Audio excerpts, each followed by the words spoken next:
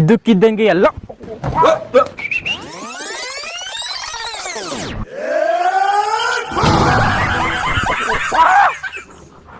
ಮೂತ್ರ ವಿಸರ್ಜನೆ ಮಾಡ್ಬಿಡ್ತಾ.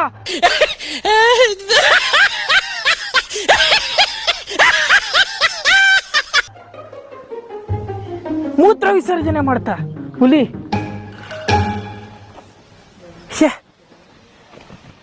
ಛೇ ಛೇ ಛೇ ಛೇ, ಅಪವಿತ್ರ ಅಪವಿತ್ರ. ಇದೆಂತ ಕರ್ಮ, ಸೋಮಾಲಿಯಾಗ ಬಂದು ಹುಲಿ ಕೈಲಿ ಮೂತ್ರಾಭಿಷೇಕ.